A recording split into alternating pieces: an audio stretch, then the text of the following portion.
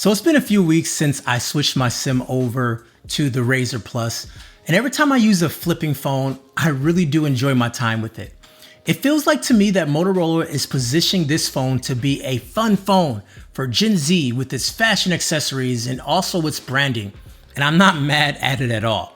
You know, flipping phones are great phones for people who don't rely on their phones as much as someone like me. But even for me, being able to quickly dismiss a message or quickly check something on the outside screen has been great, especially when I need to be engaged in something else like family time. Just seeing a message pop up here and just swipe it away is a whole lot easier than unlocking your phone, swiping up and looking at it.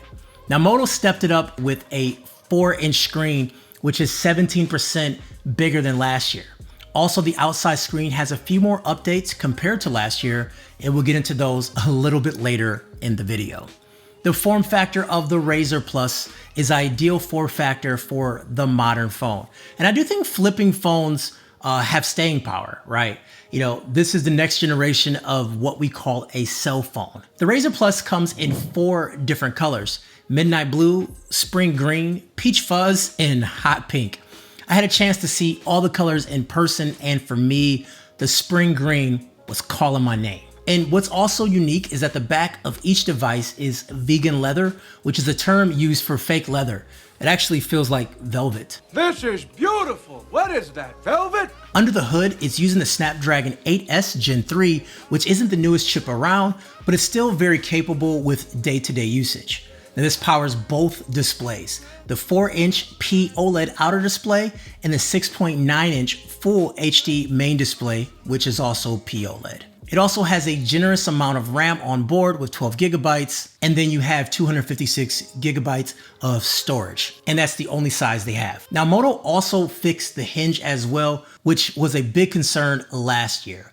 It no longer wobbles, and it feels just every bit as premium as the Z Flip.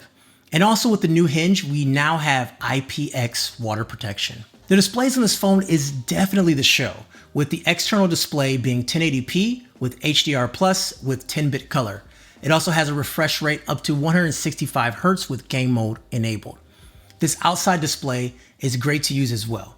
I mostly do smaller tasks on it, but the time when I did watch a TikTok video or even looked at a picture that was text to me, it looked really good. The outside screen is a lot of fun, but eventually you're gonna wanna open this bad boy up. But even when you do, you still have that same great experience. With the larger main display, and this display is every bit colorful and vibrant compared to any other phone. Now what Moto did was change the materials of the screen protector so there's no longer a cutout around the cameras. And with it fully open, it's starting to look like a regular phone without that pronounced crease. And I have no complaints at all with these displays. A lot of the reviewers are going to say a lot about the lack of ultra wide in the RAZR Plus, but yet on the regular RAZR, we still have it. I'll just say one thing about it and move on. I do think the lack of ultra wide is a misstep. As a phone that is made for creatives, having ultra wide helps with that creativity. The main camera, well, it's not going to replace a Pixel or even a modern day iPhone or Galaxy S. It does hold its own against the Z Flip and also other folding phones. Now I do recommend using the outer camera to take selfies. And having that 4-inch screen allows you to see everything you're snapping. HDR definitely pops and it can be a bit unrealistic, but I'm digging these stylized shots. There's also a dedicated selfie camera on the main screen, and it's not a bad camera, but I just find using the outside shooter to make for a much better image. It does lack a bit in lower light, and that's where some of the images can start to fall apart a little bit quicker than other cameras. But overall, I'm happy with it. The telephoto, however, yeah, it does lack the detail that I would love to see. Using it for portraits were not flattering at all.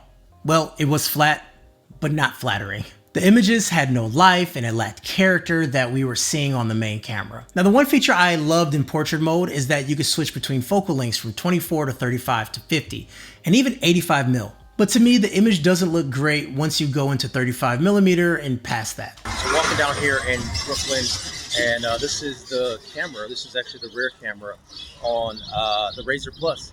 And this is kind of what you expect with audio, and this is what you expect with video. Let me know what you guys think and how does this look. Here we go now. We are now in the suburbs of life, and so it's much more quiet. Let me know how it sounds to you now that there's not a lot of noise going on in the background. As you can see here from this panning shot, you can easily see the colors adjust at the same time. This actually happens on all the phones, but I found on this phone, it happens faster. But if we're talking video specs, it's really good. 4K 60 and also 120 or 240 FPS in HD, or super slow-mo is 960 frames per second, which does require pretty much daylight for this to look decent. I wish video mode was better since Moto promoted this camcorder mode where you hold the phone up like this and it records video. But it ends up being a gimmick at the end of the day since the video isn't great, and I don't think it's really worth holding it like this for this mode. But also this phone really isn't targeted to me, so maybe this does become something cool. What do I know? I'm also not one to talk about specs much these days since these chips are great and handle pretty much everything you throw at it. And I don't consider this phone to be a powerhouse phone, so I think this chip was a good choice if that's what kept the price at around $1,000. And in day-to-day life, I'm putting it through my paces, and I found nothing wrong at all.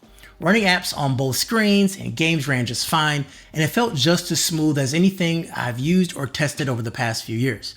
Now I do think having 12 gigabytes of RAM is helping out too. And that is one spec I was expecting to see like around 8, but 12 does future-proof it a bit more with the new AI stuff that Moto did recently tease, because that can be very RAM intensive. So for me, even though this is not the fastest chip around, I still think there is great hardware in this phone. This year's phone battery is 5% bigger than last year's phone. So we have a 4,000 milliamp battery. Now for me, I found flipping phones to last longer since I use the outside displays a lot, which helps on battery. And I can easily get a full day with this phone.